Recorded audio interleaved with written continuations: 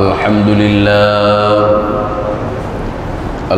لله نحمده ونستعينه ونستغفره ونؤمن به ونتوكل عليه ونعوذ بالله من شرور أنفسنا ومن سيئات أعمالنا من يهده الله فلا مضل له ومن يضلله فلا هادي له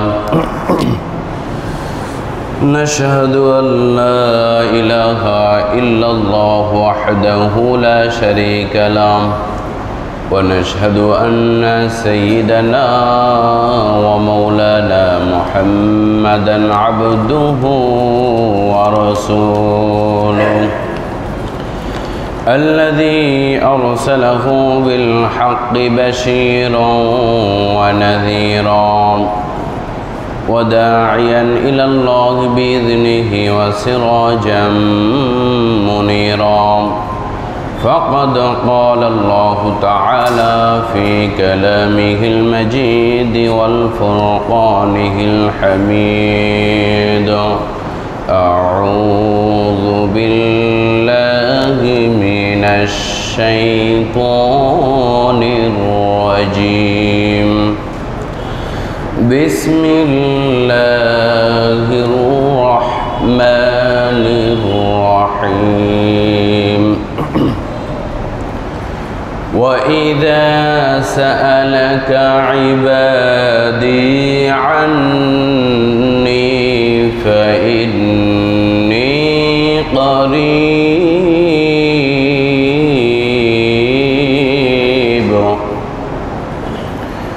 أجيب دعوة الداع إذا دعان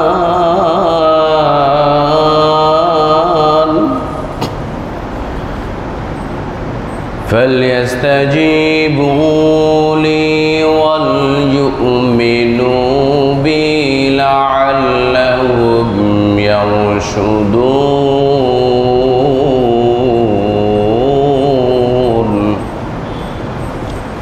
وقال رسول الله صلى الله عليه وسلم ليس شيء أكرم على الله تعالى من الدعاء صدق الله العظيم الحمد لله লক্ষ কোটি শুকরিয়া আল্লাহ রব্বুল আলামিনের কাছে যে মহান রব আমাদেরকে সাপ্তাহিক ঈদের দিন, খুশির দিন, জুমার দিন আমাদেরকে পছন্দ করে আল্লাহ তাআলা তার পবিত্র ঘর মসজিদে আসার বসার তৌফিক দান করেছেন। সেই মহান রবের নিকটে অন্তর থেকে শুকরিয়া আদায় করি আলহামদুলিল্লাহ। আরও শুকরিয়া জ্ঞাপন করছি যে মহান রব আমাদেরকে ভালো রেখেছেন, সুস্থ রেখেছেন, নেক হায়াত দান করেছেন। সেই মহান রবের দরবারে আবার শুকরিয়া আদায় করি আলহামদুলিল্লাহ। লক্ষ কোটি দরুদ ও সালাম আখরি জামানার পয়গম্বর, সর্বশেষ সর্বোত্তম সর্বশ্রেষ্ঠ নবী সৈয়দুল মুরসালিন খাতামান নবীন রহমাতুল লিল আলামিন, হাউজে কাউসারের পানি পান করানোর অধিকার যিনার, শাফাত করার একমাত্র অধিকার যার হাতে থাকবে, সেই নবীর উপর সংক্ষিপ্ত দরুদ পাঠ করি সাল্লাল্লাহু আলাইহি ওয়াসাল্লাম। মুআজ্জাজ মুহতারাম হাজিরিন ও মুসল্লিন একরাম, আজকের জুমার আলোচনার বিষয় হচ্ছে দোয়া। আজকের জুমার আলোচনার বিষয় হচ্ছে দোয়া, মানে আহ্বান করা, ডাকা। দোয়া শব্দটা হচ্ছে আরবি, যেটা আমরা বাংলায় মনে করি আহ্বান করা, অনেকে ডাকা এই শব্দটাও ব্যবহার করি। দোয়া এটি আল্লাহকে ডাকার ক্ষেত্রে ব্যবহার হয়। এই জন্য আজকের আলোচনার বিষয় হলো দোয়া। প্রত্যেক জুমার ন্যায় আজকেও একটি বিষয়ের উপর আলোচনা হবে ইনশাআল্লাহ। দোয়া এর গুরুত্ব কতটুকু, প্রয়োজনীয়তা এবং দোয়ার ফজিলত কি, দোয়া করলে মানুষের লাভ উপকার, এই বিষয়গুলো কোরআন এবং হাদিস থেকে তুলে ধরার চেষ্টা করব ইনশাআল্লাহ।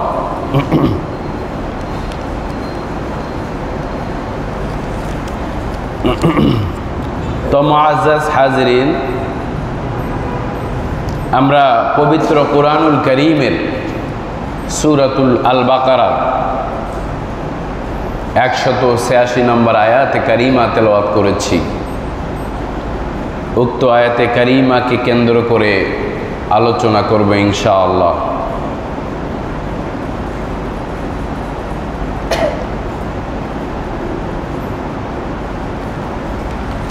তো আল্লাহ তাআলা কি বলছেন, আমরা ওই দিকে আজকে আলোচনা করব ইনশাআল্লাহ। আল্লাহ রাব্বুল আলামিন বলছেন, ওয়া ইযা সাআলাকা ইবাদি আন্নী ফাইন্নী করিব উজিবু দাওয়াতাদ দাঈ ইযা দাআন ফালইস্তাজিবু লি ওয়াল ইউমিনু বি লাআল্লাহুম ইয়ারশুদুন। খুবই গুরুত্বপূর্ণ আয়াত। আয়াতের গুরুত্বটা খুবই।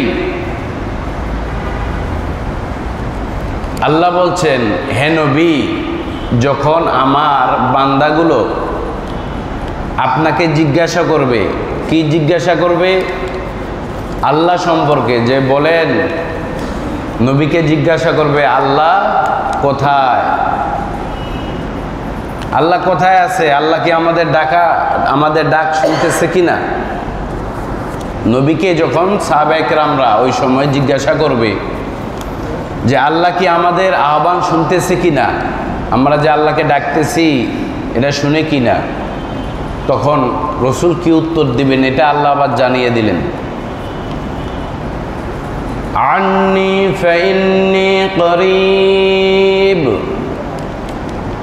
বলছে হে নবী, নিশ্চয়ই আমি অতি নিকটে আছি। সুবহানাল্লাহি ওয়া বিহামদিহি, অতি নিকটে।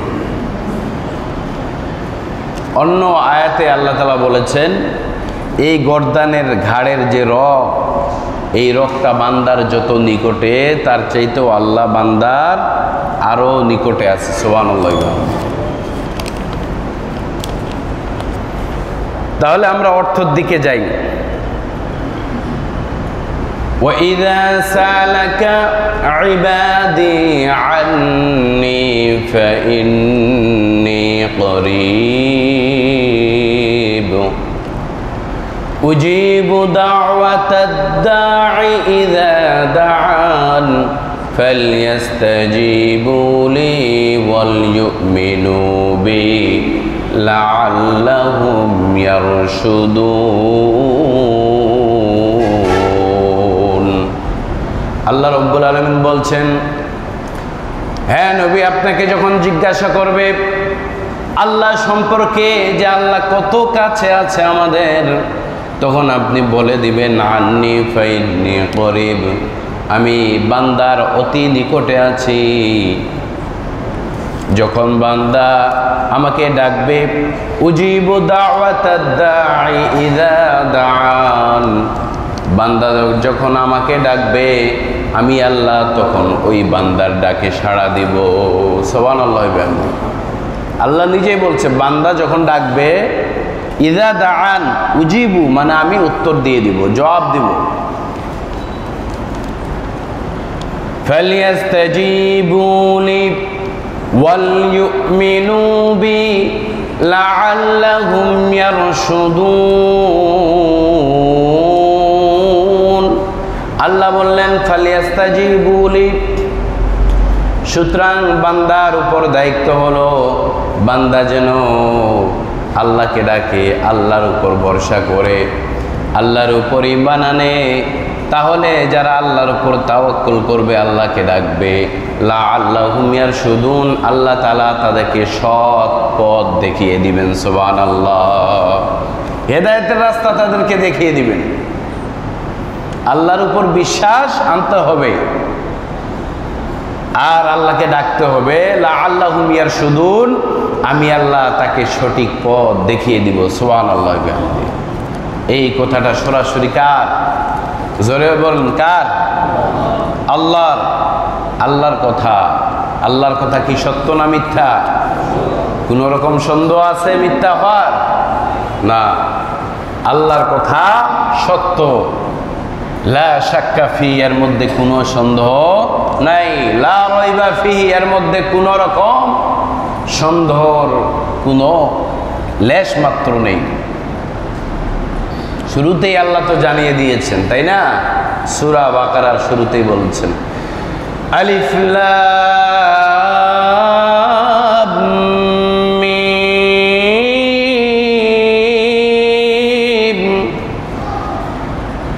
যালিকাল কিতাবু লা রাইবা ফীহি। আল্লাহ শুরুতে জানিয়ে দিলেন, this is the book there is no doubt, এটা এমন একটি কিতাব যার মধ্যে কোনো রকম সন্দেহ নাই, কোনো রকম ডাউট থাকবে না। এমন একটা কিতাব আল্লাহ তাআলা আপনাকে আমাকে দিয়েছেন। আর যদি ডাউট করো তাহলে একটা সূরা নিয়ে আসো। যদি সন্দেহ লাগে যেটা আল্লাহর কিতাব না, একটা আয়াত বানিয়ে নিয়ে এসো। ওয়াইন কুনতুম রাইবিন মিম্মা নাযালনা আলা আবদিনা ফাতু বিসূরাতিন মিন মিথলি। যদি তুমি মনে করো আল্লাহ যা অবতীর্ণ করেছে এটার মধ্যে সন্দেহ আছে, তাহলে একটা সূরা নিয়ে আসো। এই কিতাব এমন একটি কিতাব যে কিতাবের মধ্যে কি নাই? কোনো রকম সন্দেহ নাই। আল্লাহ রাব্বুল আলামিন অন্য আয়াতের মধ্যে কিভাবে আল্লাহকে ডাকতে হবে এই বিষয় সুন্দর করে আল্লাহ রাব্বুল আলামিন বর্ণনা করে দিয়েছেন। ওয়াকালা রাব্বুকুম উদউনি আস্তাজিব লাকুম ইন্নাল্লাযীনা ইয়াস্তাকবিরুনা আন ইবাদাতি সায়াদখুলুনা জাহান্নামা দাখিরিন। আল্লাহ রাব্বুল আলামিন বলছেন, আর ওয়াকালা রাব্বুকুম উদউনি আস্তাজিব লাকুম, আর আল্লাহ তাআলা বললেন তোমরা তোমাদের রবকে ডাকো, আমি তোমাদের ডাকে সাড়া দিয়ে দিব। আল্লাহ শিখিয়ে দিচ্ছেন। হাদিসের মধ্যে রাসূল সাল্লাল্লাহু আলাইহি ওয়াসাল্লাম হাদিসটা বর্ণনা করেছেন, আদ-দুআ হুয়াল ইবাদা। হাদিসটা কি? আদ-দুআ হুয়াল ইবাদা। তিরমিজি শরীফের ৫ম খণ্ডের ২১১ নম্বর হাদিস। আদ-দুআ হুয়াল ইবাদা, এই হাদিসটি রাসূল সাল্লাল্লাহু আলাইহি ওয়াসাল্লাম যখন সাহাবীদেরকে বলছিলেন যে সাহাবীরা, দোয়া হচ্ছে একটা ইবাদত। দোয়া কি? একটা ইবাদত। এই হাদিসটা বলার সাথে সাথে পরে আল্লাহ তাআলার কোরআনের এই আয়াতে কারিমা বিশ্বনবী তেলাওয়াত করলেন। ওয়াকালা রাব্বুকুম উদউনি আস্তাজিব লাকুম, এই আয়াতে কারিমাটা বিশ্বনবী তেলাওয়াত করলেন। তাহলে হাদিসের মধ্যেও এই দোয়াটি কি আছে? উল্লেখ আছে যে তোমরা যে আল্লাহকে ডাকবে, আল্লাহকে যে ডাকতে হবে, এই বিষয়ে আল্লাহ তাআলা একটা প্রমাণ দিয়েছেন। সূরাতুল গাফির, এই সূরার ৬০ নম্বর আয়াত, এটা সূরা গাফিরের ৬০ নম্বর আয়াত। এখানে আল্লাহ তাআলা বলেছেন, ওয়াকালা রাব্বুকুম উদউনি আস্তাজিব লাকুম, আর তোমরা তোমাদের রবকে ডাকো, তোমাদের রব তোমাদের ডাকে সাড়া দিয়ে দিবেন। সুবহানাল্লাহি ওয়া বিহামদিহি। ইন্নাল্লাযীনা ইস্তাকবিরুনা আন ইবাদাতি সায়াদখুলুনা জাহান্নামা দাখিরিন। আর যারা অহংকার বশত নিজের মধ্যে অহংকার নিয়ে এসে যারা আল্লাহর ইবাদত থেকে বিমুখ হয়ে যায়, নিজেকে অনেক বেশি অহংকারী মনে করে, আল্লাহর ইবাদতের কোনো প্রয়োজন মনে করে না। ইস্তাকবিরুন, যারা অহংকার নিয়ে আসে নিজের ভিতরে, অহংকার করে আল্লাহর সাথে, মানুষের সাথে অহংকার করে, করে কি করে? আন ইবাদাতি, ইবাদত থেকে বিমুখ হয়ে যায়, ইবাদতে আসে না। অনেক টাকার মালিক তো মসজিদে আসার কোনো প্রয়োজন নেই, অনেক বাড়ি গাড়ি আছে, টাকা পয়সা আছে, মসজিদে আসার দরকার নেই, এমনটা যারা মনে করে, ইস্তাকবিরুন, এরা হলো অহংকারী। যাদের মনে হয় অভাব নেই, মসজিদে আসার দরকার নেই, এরা হলো অহংকারী। এরা কি অহংকারী? আল্লাহ বলছেন, ইন্নাল্লাযীনা ইস্তাকবিরুনা আন ইবাদাতি, যেই সমস্ত বান্দারা অহংকার বশত আমার ইবাদত থেকে বিমুখ হয়ে যায়, মুখ ফিরিয়ে নেয়, সায়াদখুলুনা জাহান্নামা দাখিরিন, অচিরেই তারা প্রবেশ করবে জাহান্নামের মধ্যে। নাউযুবিল্লাহি মিন যালিক। কত বড় কথা! কথাটার ওজন কত! স্পষ্ট করে, আল্লাহর ভাষা কখনো স্পষ্ট নয়। আল্লাহ যেগুলো বলেছেন খুব ক্লিয়ার ভাবে এবং বুঝার জন্যই বলেছেন। আল্লাহ কোরআনুল কারীমের মধ্যে বলেছেন বান্দা বুঝবে না তা না, বান্দাকে বুঝাই দেওয়ার জন্যই স্পষ্ট করে বলেছেন যে বান্দা তুমি আমাকে ডাকো, আমি তোমার ডাকে সাড়া দেব। সেটা যে কোনো ইবাদতের মাধ্যমে হতে পারে, দোয়া, জিকির, সালাত, তাসবিহ, হজ, রোজা, সবগুলো মিলেই ইবাদত। যে কোনো ইবাদতের মাধ্যমে আল্লাহকে ডাকবেন, আল্লাহ আপনার ডাকে কি দিবে? সাড়া দিবে। আর অহংকার বশত যারা ইবাদত থেকে বিমুখ আছে, অনেক টাকার মালিক, রোজা তার দরকার নেই। আগে একটা কথা ছিল যে আমি কেন রোজা রাখবো, আমার কি ইসের অভাব? যার বাড়িতে খাবার নেই সে রোজা রাখবে, কারণ তার খাবার নেই, তাকে না খেয়ে থাকতেই হবে, তাই সে রোজা রাখবে। এইরকম কথা, এইরকম মন মানসিকতা রাখা যাবে না। এটা অহংকার হবে আল্লাহর ইবাদতের সাথে। তাহলে সূরাতুল বাকারার 186 নম্বর আয়াত থেকেও জানতে পারলাম যে আল্লাহকে ডাকতে হবে, আল্লাহকে ডাকতে হবে। ডাকার মতো ডাকলে খোদা কেমনে শুনে না? বান্দা যদি আল্লাহকে ডাকতে পারে অবশ্যই আল্লাহ শুনবে। আমরা তো আল্লাহকে ডাকার মতো ডাকতে পারি না, এটাই আমাদের ব্যর্থতা, এটাই আমাদের ব্যর্থতা। আমরা আল্লাহকে ডাকার মতো ডাকতে পারি না। আর সূরাতুল গাফিরের এই যে আয়াতে কারিমা বললাম 60 নম্বর আয়াত, এখানেও আল্লাহ বললেন ওয়াকালা রাব্বুকুম উদউনি আস্তাজিব লাকুম, বান্দা আমাকে ডাকো, আমি তোমার ডাকে কি দিব? সাড়া দিব। আল্লাহকে ডাকতে হবে না? ডাকতে হবে। আল্লাহ অন্য আয়াতের মধ্যে বলেন, সূরাতুল আরাফ 55 নম্বর আয়াতের মধ্যে বলেন উদউ রাব্বাকুম তাদাররুআন ওয়া খুফিয়া, আল্লাহ বলছেন তোমরা তোমাদের রবকে ডাকো ভীতি সন্ত্রস্ত হয়ে, ভয়ে ভয়ে, গোপনে গোপনে ডাকো। আল্লাহকে ডাকার সময় একটু ভয় অন্তরে আনতে হবে। এই কথাটা আল্লাহ কেন বললেন? তাদাররুআন ওয়া খুফিয়া, ভয়ের কথা কেন আসলো এখানে? অবশ্যই দোয়ার মধ্যেই যদি ভয় থাকে ওই দোয়াটা কবুল হবেই। দোয়ার মধ্যে যদি ভয় থাকে তাহলে দোয়া কি হবে? কবুল হবে। আর দোয়ার মধ্যে যদি নীরবতা না থাকে, ভয় না থাকে, তাহলে ওই দোয়া কবুল হবে না। অনেক মানুষ আছে মুনাজাত করে এমনি এমনি, সবাই হাত তুলে তাই, সবাই হাত তুলে তাই মুনাজাত করে হাত তুলে, ওর ভিতরে আল্লাহর কাছে চাওয়ার কোনো ফিলিংস নেই। আল্লাহর কাছে যে সে হাত তুলেছে তার অন্তরে কোনো ভয় সে আনতে পারে নাই। এমনি এমনি আসছে, মানে শরীক হয়েছে মুনাজাতে, এই কিছুক্ষণ পর খুরমা দিবে। মুনাজাতে শরীক না হলে তো আবার তোবারক পাওয়া যাবে না। আসলো, তার অন্তরের মধ্যে কোনো রকম আল্লাহর প্রতি ভয় জাগলো না, কোনো রকম ফিলিংস আসলো না, অনুভূতি নেই, ওই দোয়া কবুল হবে না। আল্লাহর কাছে যখন চাইবেন ভীত সন্ত্রস্ত হয়ে, ভয় থাকতে হবে, এমনকি ভয়ে চোখ দিয়ে আপনার পানি পড়বে। এটাই হলো আল্লাহর ভয়।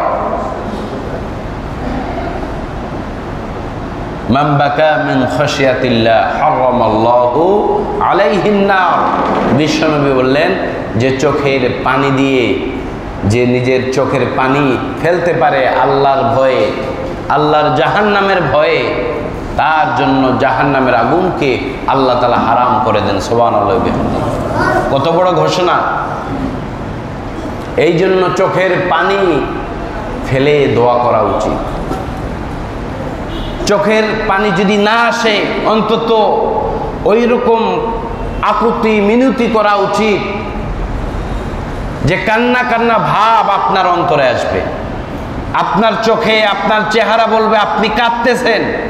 অনেকের এমন মানুষ আছে, ওর চোখ দিয়ে পানি পড়ে না, যতই চেষ্টা করেন কোনো দোয়ায় কাজ হয় না, ওর চোখ দিয়ে পানি পড়েই না। আছে কয় হুজুর অন্তরটা পাথর হয়ে গেছে। অন্তরটা কি হয়েছে? পাথর হয়েছে। বাস্তব। অসংখ্য মানুষ মাঝে মধ্যে আসে বলে, হুজুর চোখের পানি বের হয় না, আল্লাহর কাছে যে এত দোয়া করি কোনোদিন চোখের পানি বের হয় না। বাস্তবে তার অন্তরে ওই রকম অন্তরে আল্লাহর ভয় আসে নাই। আমার ভাইয়েরা, আল্লাহর ভয় যদি ঠিক মতো আনতে পারি অন্তরে, অবশ্যই আপনার অন্তরটা মোমের মতো গলে যাবে, অবশ্যই চোখ দিয়ে পানি পড়বে। সুতরাং আপনাকে অবশ্যই আল্লাহর ভয় অন্তরে রেখেই আল্লাহর কাছে ডাকতে হবে, আল্লাহকে ডাকতে হবে। আল্লাহ যখন দেখবে আমার বান্দা আমার ভয়ে ভীত সন্ত্রস্ত হয়ে আমাকে নীরবে সে মন দিয়ে আমাকে ডাকতেছে, আল্লাহ অবশ্যই তার ডাকে সাড়া দিবেন। অবশ্যই আল্লাহ তাআলা তার ডাকে সাড়া দিবেন। এই জন্য দোয়া শুধু করলে হবে না, দোয়ার যে আদব আছে এই আদবগুলো তো আমরা জানি না। প্রত্যেকটা জিনিসের আদব আছে না? আদব আছে না নাই? মসজিদে আসেন, মসজিদে আসার একটা আদব আছে না নাই? নাই তো, থাকলে তো মানতাম। আছে না নাই? মসজিদে আসার আদব আছে। মসজিদে আসার শুরুতে, আপনি ঢুকার শুরুতে ডান পা দিয়ে ঢুকবেন, দোয়া পড়বেন, তাই না? কিন্তু দৌড় মারে ঢুকি, ডান না বাম দিয়ে ঢুকলাম এটা কোনো খবর নেই। আসার পরে কিছু লোক দেখবেন গল্প শুরু করে। বাইরে যখন থাকে কোনো গল্প তার থাকে না, কিন্তু ঢুকার পরে গল্প শুরু হয়। এটা কি মসজিদের আদব? মসজিদে ঢুকলে পরে কোনো রকম কথা বলা যাবে না। দুনিয়াবি কথা বলা সম্পূর্ণ নিষেধ। যদি কোনো প্রয়োজন হয় ইশারায় ইঙ্গিতে বলবেন, ইশারায় ইঙ্গিতে বলবেন। মসজিদে ঢুকে উচ্চস্বরে কথা বলা এটাও বেয়াদবি। আলেমদের সামনে উচ্চস্বরে কথা বলা এটাও বেয়াদবি। এটার আয়াতে কারিমা দ্বারা আল্লাহ তাআলা উল্লেখ করেছেন, একদম স্পষ্ট।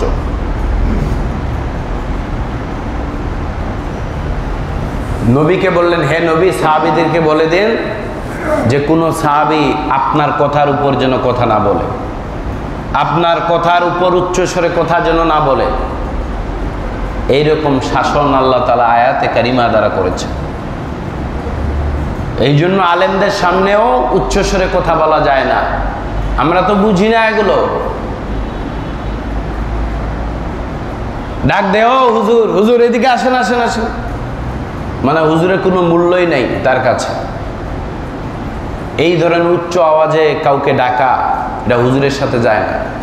আলেমদের সাথে ওইভাবে করবেন, নম্র নিম্ন স্বরে কথা বলবেন।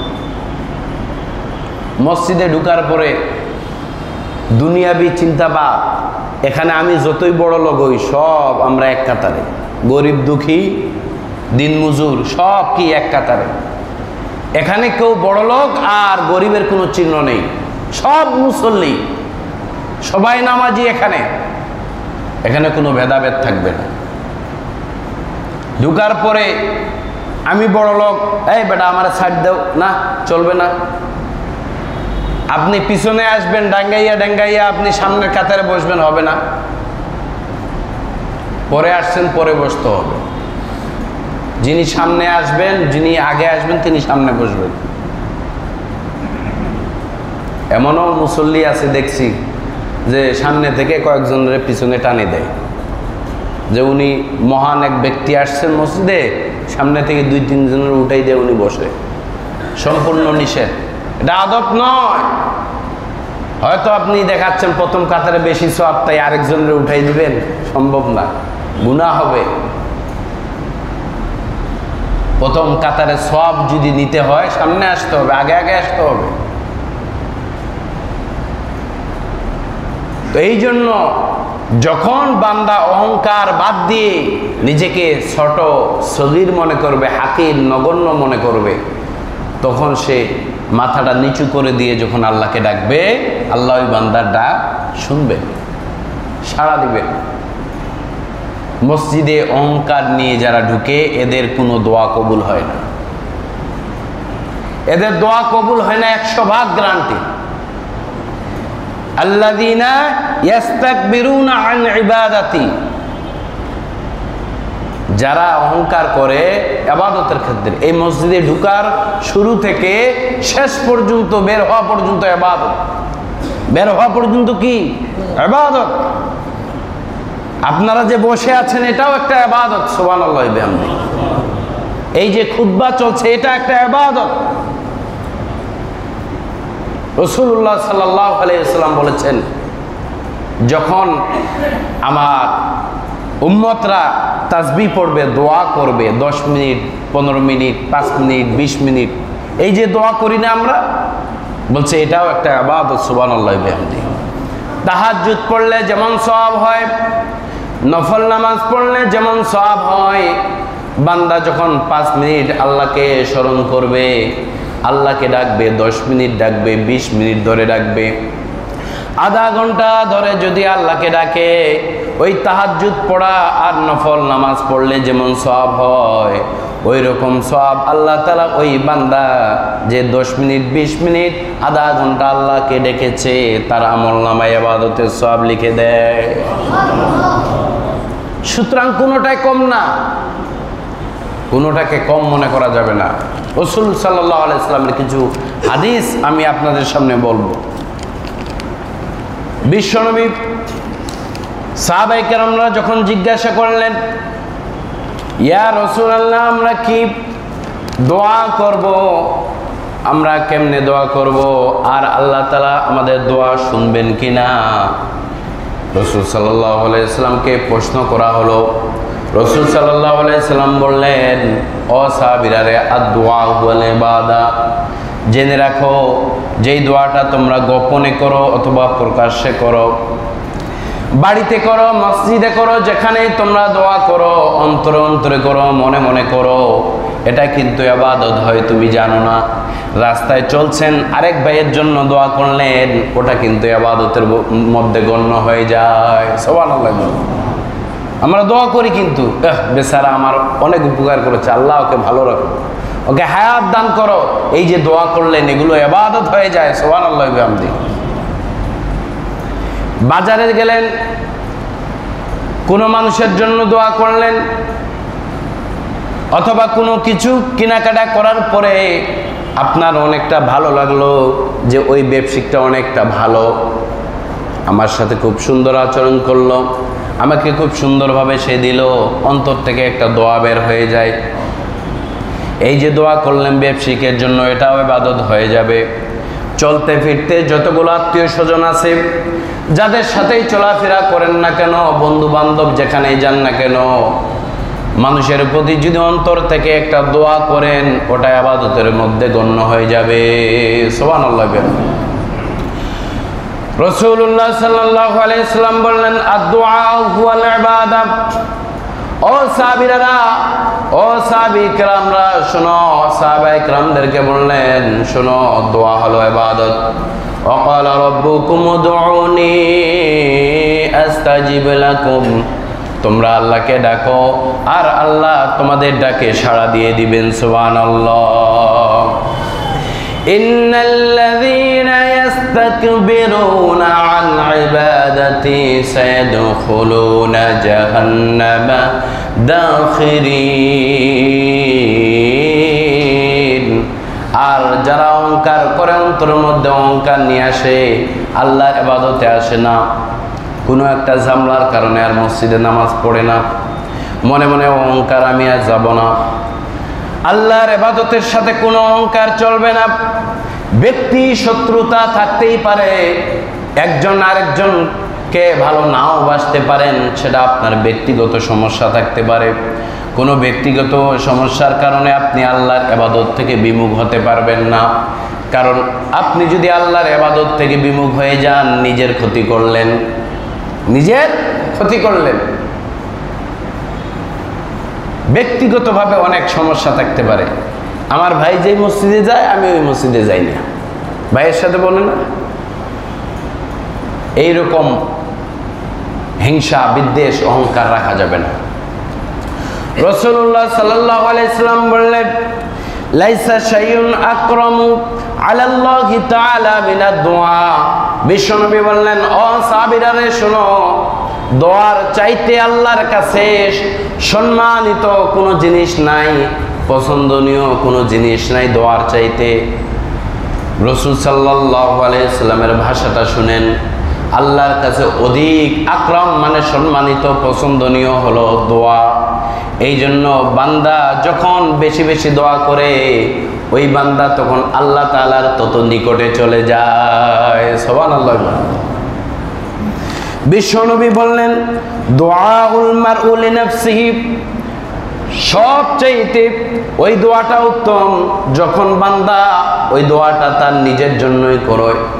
আপনি যখন দোয়া করেন, আল্লাহ আমাকে ভালো রাখো, আমার ভাইকে ভালো রাখো, নিজের জন্য, অপরের জন্য, এই যে দোয়াটা করেন, নিজের জন্য করেন, এটাও আল্লাহর কাছে খুব পছন্দনীয়, এটা খুবই পছন্দনীয় আল্লাহর কাছে।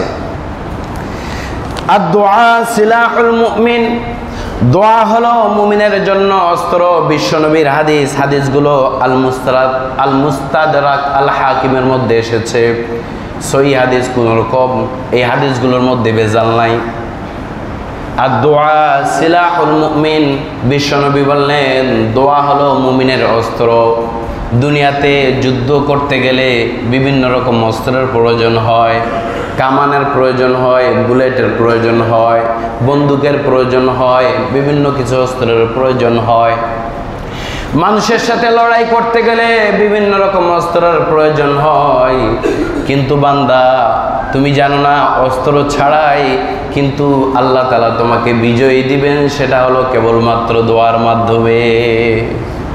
কারণ তুমি যখন আল্লাহর কাছে দোয়া করো, এই দোয়াটা আল্লাহর কাছে বেশি বড় অস্ত্র, এই দোয়াটার সাথে সাথে কবুল হয়ে যায়, তোমার বিজয় নিশ্চিত হয়ে যায়। ওয়া ইমাদুদ্দিন, দোয়া হলো দিনের খুঁটি, দিনের স্তম্ভ। ওয়া নূরুস সামাওয়াতি ওয়াল আরদ, দোয়া হলো আসমান জমিনের জন্য নূর।